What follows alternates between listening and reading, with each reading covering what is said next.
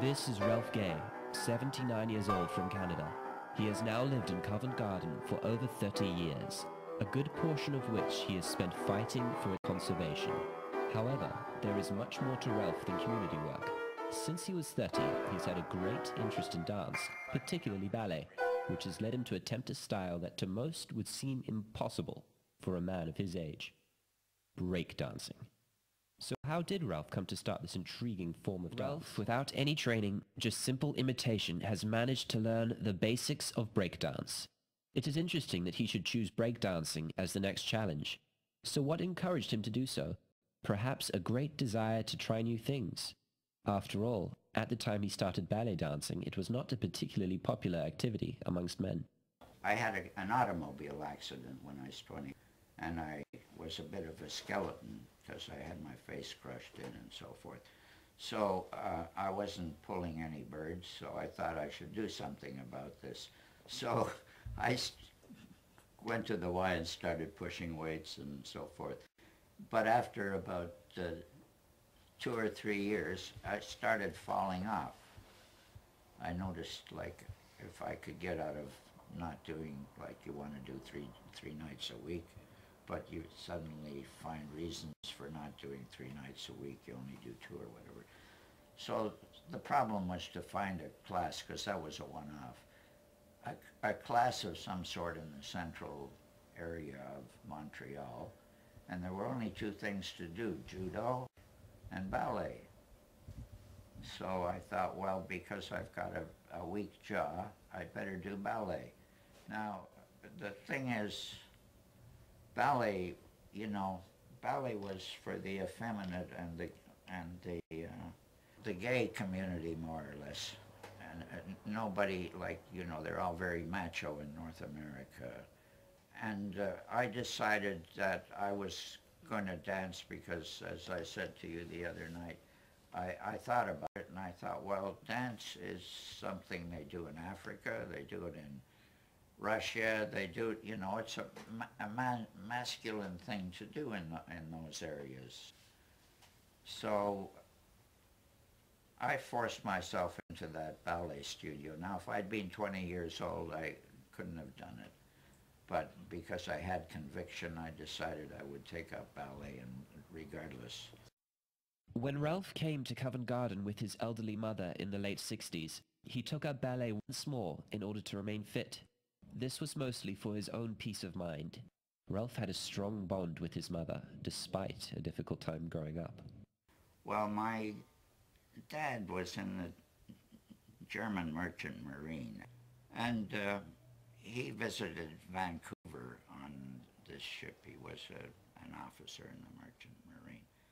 And he liked it. This was 1910. He liked it so much that he thought he should settle in British Columbia, which is the Canadian province on the Pacific Ocean. So he quit the Merchant Marine and he came back to Canada. My mother, she was his childhood sweetheart. And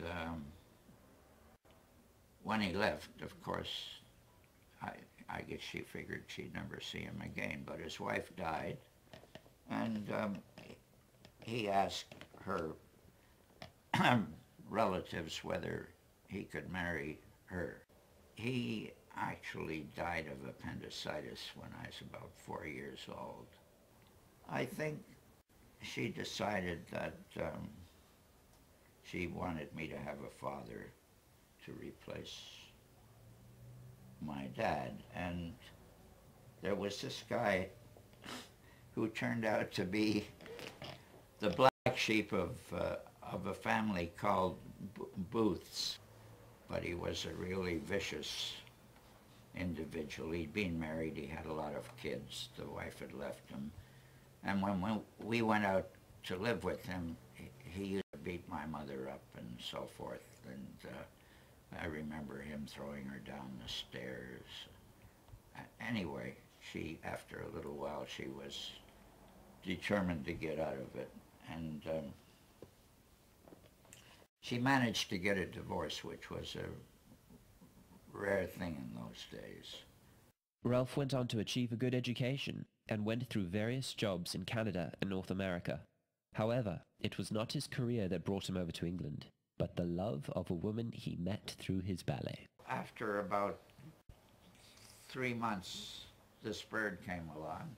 She was very, very fanciful because she's a fully trained dancer. I don't know if any of you do ballet, but when you see the difference between a fully trained professional ballet dancer and a beginner, you realize, anyway, she lived with me, and Edith Cripps, but eventually she married me when we got over here. Since his arrival in Covent Garden, Ralf had become greatly involved in community work, specifically for the conservation of Covent Garden, a place which he loved and wished to keep as close to the way he knew it as possible. But what do people today think of Covent Garden as it is?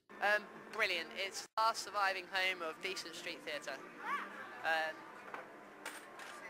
Few places in the world, let alone England, where you can... Maybe next year, because I'm going back to a long way now. Okay, bye-bye, Pod. Not much to say with that, apart from the fact it's dying. They're replacing all the street performers and all the things that make this different from any other shopping centre like, say, Tottenham Court Road. All of these shops around here, you can find bigger and better versions of them in other main high streets, and the only thing that distinguishes Covent Garden from them is the creativity here. It was during his community work for Covent Garden that Ralf began coming to Pineapple Studios. Pineapple is an internationally renowned dance studio offering many different varieties of dance styles. Ralf is very much aware of breakdance history. Well, about 20 years ago now, breakdancing came in, and naturally there were people here picking up breakdancing. It's not quite the same breakdancing as you have today, because today you have a lot of freezes, but there are like half a dozen different freezes. And a lot of these freezes are one-arm freezes where you sort of jump up into some sort of position. There are other two-arm freezes like the one I was doing. There are quite a few variations, as I say. I never really, I got my backspins and my freeze, they come from way back there. The windmill, I could never get the windmill, and I wasn't trying it the right way anyway. So this is Ralf Gey, a remarkable man to say the least. He has led a rich and interesting life. Ralf has so far only talked about breakdancing, so we close with him giving us a small demonstration. The floor's got to be right, what you're wearing's got to be right, and you've got to hit the whole thing right, because you land on your back, but it's easy to tip over if you're not exactly balanced. And then you just have to turn on one of your vertebrae. Used to be called the turning bone. So you're spinning on a point practically, you might say. And that's when you get loads, if all those things are right. Otherwise, you're a disaster. So it's...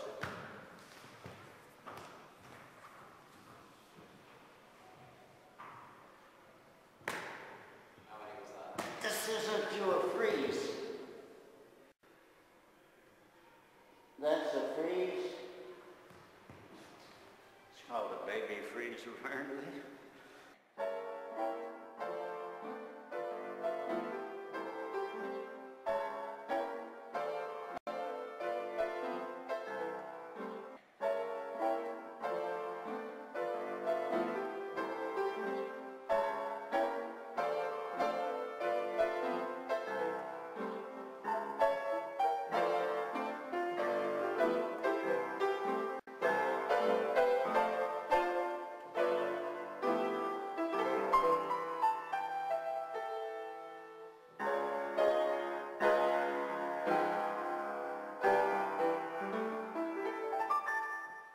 I'm sorry I fucked that up.